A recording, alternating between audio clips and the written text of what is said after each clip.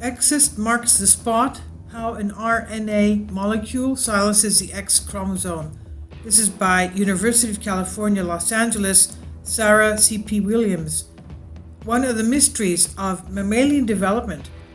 Every cell in the early female embryo shuts down one of its two copies of the X chromosome. As we know, female is XX, male is XY.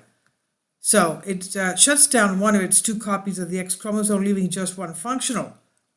For years, the mechanics behind this X chromosome inactivation has been murky, but scientists from the Eli and Edith Broad Center of Regenerative Medicine and Stem Cell Research at UCLA have now taken a major step forward in understanding the process. The findings based on research on mouse stem cells upend previous assumptions about how X inactivation is initiated in female embryos and could lead to new ways to treat some genetic disorders, as well as a better understanding of how genes on other chromosomes are silenced. X inactivation is one of the most fundamentally important processes in development, and I think this study is a slam dunk in finally understanding it, said Catherine Plath, professor of biological chemistry and senior author of the paper, published in this journal Cell magazine. Because female cells have two X chromosomes and the male cells have only one X and a Y, the inactivation process prevents females from receiving a double dose of X-related proteins.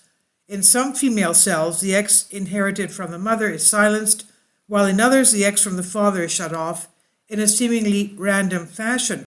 Finally, support my Patreon account. The daily posts are 5 videos daily, and they are totally different from what I have on my YouTube channel. Thank you so much for your support and that you find all my content so interesting. You'll find the Patreon account details in the description box. Scientists have known for nearly 3 decades that the RNA molecule known as Xist is required for X chromosomes inactivation early in embryonic development.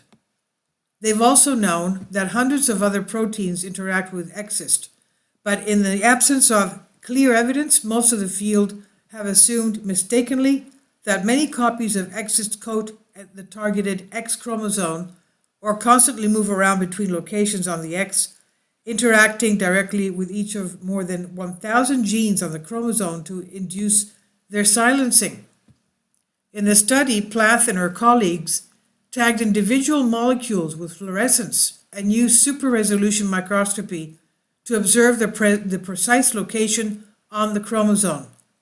The team was then able to watch the movements of Xist and dozens of interacting proteins as X chromosomes were being inactivated on the embryonic stem cells of female mice. They discovered that pairs of Xist were located at just 50 spots along the chromosome for a total of 100 molecules of Xist. UCLA Associate Project Scientist Yolanda Markaki said, "It was just a kind of shocking to us that from just 50 sites, Xist manages to silence the 1,000 genes. Instead of interacting directly with every gene on the chromosome, Markaki and Plath showed that these Xist pairs act as hubs or protein magnets, recruiting thousands of proteins to their spots on the chromosome. Then specialized proteins pull the chromosome into a tightly condensed shape so that every section is in the vicinity of at least of one of these 50 large clouds of proteins.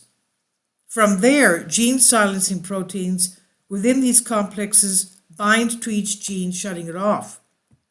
Plath said the key insight here is that the Xist RNA is not acting directly on the X chromosome, but is more of an architectural molecule that sets up proteins to do their job.